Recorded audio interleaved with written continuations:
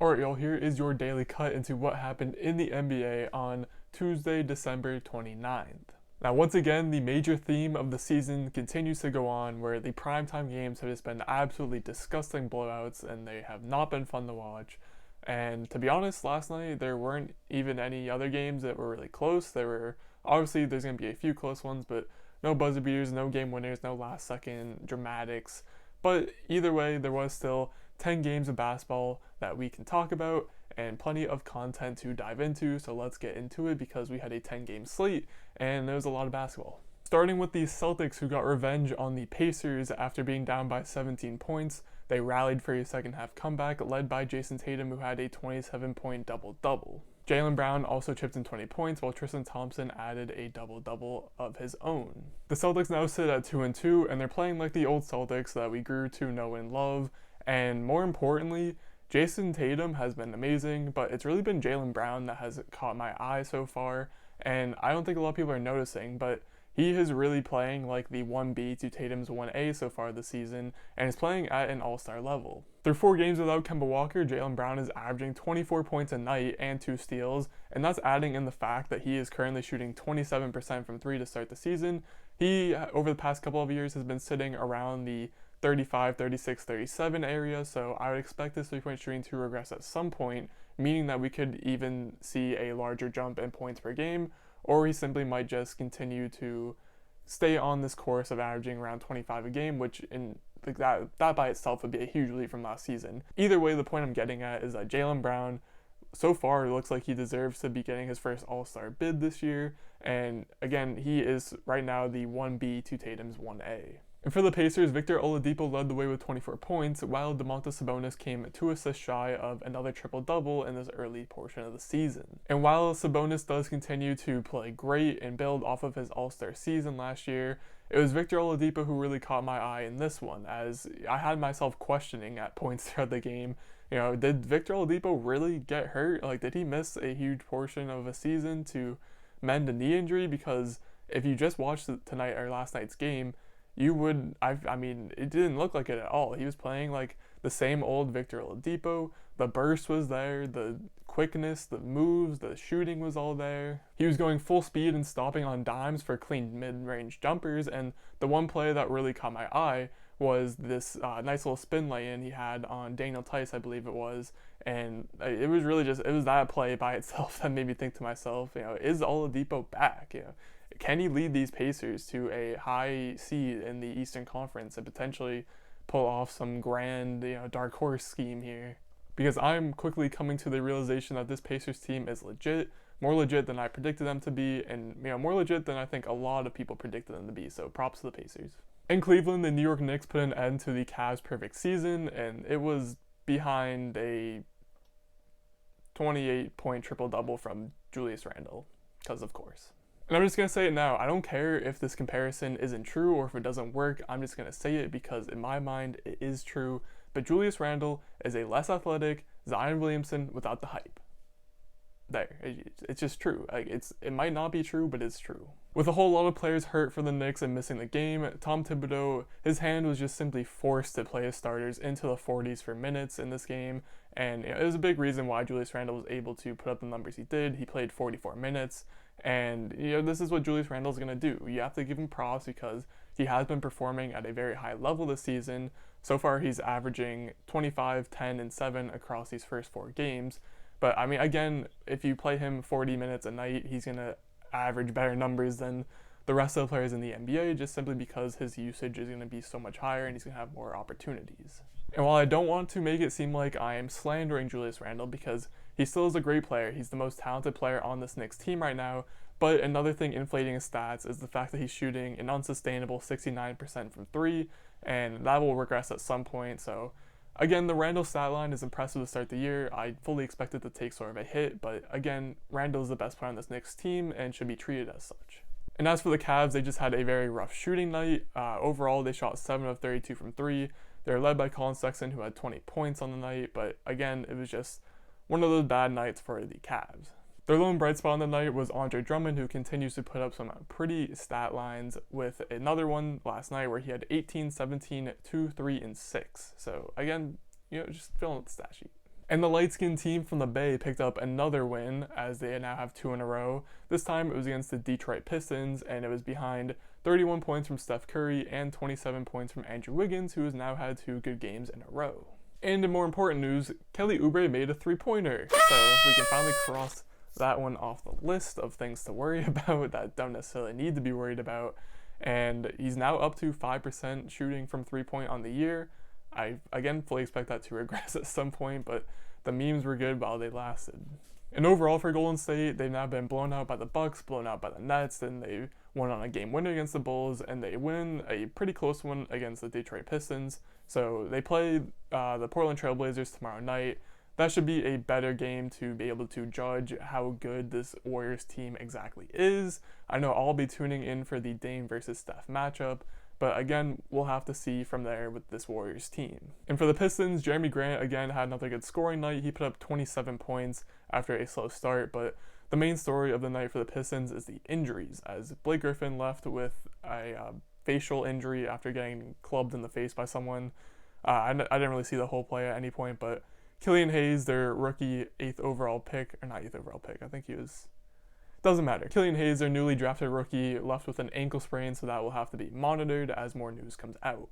In Philly, the Sixers bounced back with a gritty win over the Raptors, who remain winless on the new season. The story in this game was that Joel Embiid briefly left the game with a leg injury, but came back, and he was really the only source of offense outside of a very rare good Tobias Harris game, but Embiid did finish with 29 and 16, and Harris, as I mentioned, finished with 26 and 11, and again, just a very, very rare good night from Tobias Harris. The Sixers were down early, and it was Joel Embiid's ability to get to the foul line and get easy points that kept them in the game until, like I said, Tobias Harris came up and provided some support to Joel Embiid, and it's another game where it becomes more and more evident that Embiid is the backbone of this team. Without Embiid, they are not a good team, and I don't want this to be a slander segment towards Simmons, because Simmons himself has been playing defense at a defensive player of the year level so far to start the season. Any player he matches up on is completely shut down for the entire night, so I don't want to take anything away from Ben Simmons, but in terms of helping this team win games, it is Embiid who is the backbone. And on the Raptors side, Lowry almost had a 24-point triple-double, just came up a few rebounds and assists short, while OG Anunoby and Siakam both chipped in 20 points in the losing effort. And for Toronto, they've now lost to the Pelicans, then they lost to the Spurs, and now they've lost to Philly to start their season, and there definitely is some worry that is starting to grow. The half-court offense and just the offense in general was a huge concern last season for the Toronto Raptors, and it's only hitting the center stage and being put at the front, spotlight of this team as we head and progress through this new season. Unfortunately, I do think this is a sign of more things to come for the Raptors. They just don't have the same defense they did have last year. They still have Siakam, who's developing, OG, who's developing, Fred VanVleet, who is solid but still developing, and like I've said in the past, this is going to be treated like a gap year because I fully expect the Raptors to come back stronger at some point, just not this season. In the battle of the winless, the Bulls took down the Wizards behind a Zach LaVine 23-point effort and a double-double from Wendell Carter Jr. Overall for the Bulls, it was just a great team effort. Everyone came to play, everyone scored. Patrick Williams continues to produce very well from a starting position as a rookie, and that's always good to see. And ultimately, from this game, the big worries are about the Wizards, because the Bulls have been used sort of like a litmus test so far this season to determine how bad an actual team is. And for the Warriors, they passed the test, albeit on a Damian Lee buzzer beater, but they did beat the Bulls. They passed the test to prove that they aren't as bad as everyone thinks they are. Whereas the Washington Wizards come in and they lose on their home court to the Bulls, therefore failing this litmus test, and I think it's officially time to start worrying a bit more about the Wizards. Now, Bradley Beal was out for a portion of this game due to a concussion check, and on a side note, this led to some of the funniest free throw attempts I've ever seen in the NBA in recent history, but with that being said, Beal did lead the game for a little bit. He would come back and ultimately dropped 29 points. Russell Westbrook added another triple-double, and Bertans scored 20 points as well. But they find themselves at 0-4, so you have to look at what exactly is wrong with this team, and it starts at the defensive side. They have been pretty bad on that end of the court, and they just don't have good defenders on their team. Russell Westbrook takes plays off. Bradley Beal's never been a great defender. Denny Avdija is a rookie who did not get drafted due to his defense. Thomas Bryant is a good defender. They've been missing Rui Hachimura. Honestly, could be their best defender on the team. So that was a known struggle coming into the season and is definitely hampered on their production. And it really doesn't help that the offense hasn't been good as well. Part of the reason the Wizards won so many games last year was because their offense was good enough to stick with a lot of the better teams in the league and keep them in games, but it just has not been doing that so far this season. It's been a really disappointing start to their season, and I hope they can turn around because this was a team that I was hyping up a lot in the offseason, and I would very much like to be correct about them. And now we've reached the first primetime game of the night where the Bulls absolutely decimated the Jimmy Butler-less Miami Heat, and it was a performance that was a rematch of the Eastern Conference semifinals where Chris Middleton, he came out and dropped 25, Drew Holiday had 24, and it was a huge blowout on TNT. Just like the Mavericks game against the Clippers, you can just tell that the Bucks came out needing to win this game, and they, from the jump, just absolutely put their foot on the gas pedal. Quite literally, all 13 guys on the roster came to play. All of them legitimately played, and all of them each hit three-pointers on the way to a NBA record 29 threes on the night from Milwaukee Bucks. Ironically, everyone but Giannis made a three, so take that as you will. And speaking of Giannis, he only had 9 points last night, which is crazy because with the Bucks winning by 47 points, it shows that they don't even need their two-time reigning MVP, Giannis Antetokounmpo, to score in the double digits for them to absolutely blow out a team that was just representing the Eastern Conference in the NBA Finals last year. So it's scary for the league. And it gets even scarier when you realize that Chris Middleton has been averaging 26, 6, and 6 so far this season on 58, 52, 100 shooting splits, which this might sound crazy, but to me, those are numbers that are somewhat maintainable for Chris Middleton. He just gets in his zone sometimes and just does not miss for long stretches at a time. So if he's able to maintain this and take another leap this year, and more importantly, take a leap as a closer late in the fourth quarter, then the Bucks are going to be a very, very scary sight for the rest of the league this season. And on the Heat side of things, Tyler Herro was the only one who could produce offensively. He finished with 23 points on somewhat efficient numbers, while everyone else had a pretty terrible night offensively and defensively. And there was no Jimmy Butler, although, again, if Jimmy Butler plays, I doubt that he fixes a 47-point deficit.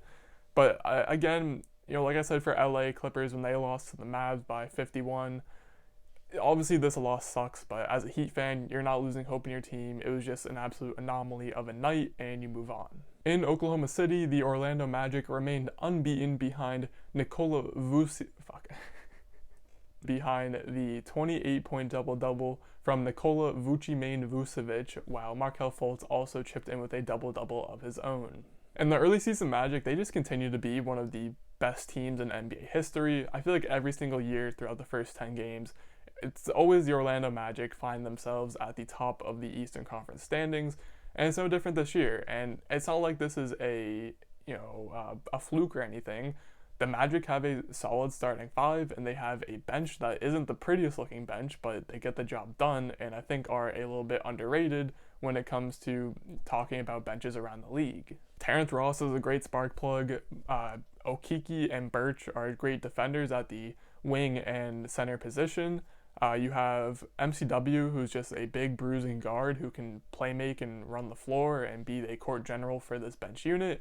And you have Cole Anthony, a rookie who can score the ball and is just finding his footing as he continues to get some playing time in the league. As for the Thunder, they once again kept the game competitive with a team that was much better than them, and this time it was without the veterans Al Horford and George Hill. Shai Gilgeous-Alexander led the way with an efficient 23, 7, and 7 stat line, but the highlight of the night for the Thunder was this absolutely devastating ankle breaker by Isaiah Roby on Nikola Vucevic, and I'm not even trying to hype it up when I say this, but it was honestly one of the best ankle breakers I've ever seen. He didn't even have to leave triple threat to make Vucevic bend the knee, and then he finished it with a nice dunk, so congrats to you, Thunder fans. And if the first primetime game was terrible, then the second primetime game was bad, because the Phoenix Suns blew out the New Orleans Pelicans behind 21 points from Jay Crowder and a double-double from DeAndre Ayton. Once again, it was not CP3 or Devin Booker who did the damage. Both of them didn't even reach 10 points in this game. It was, again, the young wings in Mikal Bridges and Cam Johnson who came to play as both playmakers and scorers. They've been terrific to start the season, and if they're able to maintain this play, I see no reason why these Suns can't be true contenders by the time the playoffs come around. They have CP3, a proven leader, Devin Booker, who could easily step up and play at an MVP level, and you have these young wings who are already breaking out at a very young age and are just proving that they can do so much more than just defend and shoot threes, which is the most important thing in their development. It was also the first game for Dario Saric this season, who is going to be a much-needed piece for the Suns team. Remember back to the bubble when the Suns went 8-0, he was a huge factor in why that was possible. Playing in a new role as the backup center who came off the bench, he's just able to playmake, rebound, and just be a secondary leader and playmaker for the second unit, which is just a huge boost, and he's the veteran presence for those guys, and he does a great job of it. As for the Pelicans, it was one of those nights. They shot 3 of 24 from 3. No one could get any offense going besides Zion, who finished with 20. Every team is going to have nights like this, especially one that is young like these Pelicans are. I mean, I don't want to say there's nothing to worry about, but again, these nights are going to happen. In LA, the Clippers took care of the catless Timberwolves behind 20 points off the bench from the sixth man, Lou Will. It was an all-around team effort for the Clippers, wire-to-wire victory. They shot 16 of 31 from 3, which was efficient enough that they were able to maintain control for the entire game. Obviously, no Cat, so they didn't really have anything to worry about on the Timberwolves side of things, outside of D'Angelo Russell, who had 22 points. But again, for the Clippers, this was just a nice, solid, get a dub after having your doors absolutely blown off by the Dallas Mavericks. As for the Timberwolves, just checking in on some of the younger guys, Anthony Edwards had 12 points on 4 of 10 shooting. And just meh. And then Jarrett Culver gave us a taste of 2020 Jarrett Culver by shooting 0 of 10 and grabbing 10 rebounds. Although, to be fair, he has been very good to start the season, and this was his first real bad game, so I'm expecting better things from Culver as the season goes on. And finally, the only game in the late window that was really even close at all and was considered a game was the Sacramento Kings getting their second win of the season over the Denver Nuggets in as many games. De'Aaron Fox led the way with a 24-9 stat line, while Richaun Holmes also chipped in 20, and Tyrese Haliburton just continues to be a savant off the bench. For Haliburton, it's only game 4 of his NBA career, and he's already being trusted with the crunch time minutes, and it's not even like he is just out there. He's performing. He hit 2 big threes, which led to him tweeting this after the game, which is pretty funny. But again, the Kings are already showing a lot of trust in him, and for good reason. He doesn't turn the ball over. He makes great smart passes, not even getting assists every time, but just setting up assists as well. He can shoot the ball with, a lot of comfort, and in the end, he's just such a good complement to De'Aaron Fox and this Kings roster. And the Kings they've left me with no choice to ask the question yet again, are the Kings legit this year? They're now sitting at 3-1, and they've beaten the Nuggets twice, the Suns once, and again, those are just 3 quality wins, and obviously it will be a testament to how well they can maintain this winning percentage, but if they do keep it up, I guess the Kings are legit again, I guess. As for Denver, Jokic finished with a quadruple-double, including his 10 turnovers, and more importantly, MPJ had the best game of his season so far. He had 30 points, while Monte Morris added 24, in the absence of Jamal Murray. And although the Nuggets lost and the fans have the right to be distraught about a 1-3 start, MPJ showed in this game that he is ready for this third star role. Again, Jamal Murray missed the game, so MPJ stepped up. He dropped 30. Unfortunately, it was in a losing effort, but that's not what the Kings fans should be worried about. In terms of their 1-3 record, did I say Kings fans? The Nuggets fans should be really worried about their team's defense because the offense is looking great. In terms of this Nuggets defense through 4 games, they're allowing the 6th most points per game, and their defense is ranked 29th in terms of defensive rating, which are 2 very not good things because no matter how much of a contender you want to call the Nuggets due to the fact that they have guys like Jokic and Murray and MPJ on their team, it's just unheard of for a team with a bottom 5 defense to go far in the playoffs, let alone reach the finals. And if the Nuggets keep this up, they will not be sniffing any championships anytime soon. So it'll be interesting to see what head coach Mike Malone does in order to turn this defense around, because as of now, there's not a whole lot of defensive talent on it, so he's going to have to get a little creative. But with that being said, that was all 10 games from the NBA slate on the 29th. This video went on a little longer than I intended it to, and that's my B. I never like to make these super long videos, but there was a good amount to talk about that I figured was good enough to talk about. So again, as always, drop some comments down below on what you thought about these games. Leave a like if you enjoyed this video or enjoy this type of content, and as always, most importantly, thank you for watching.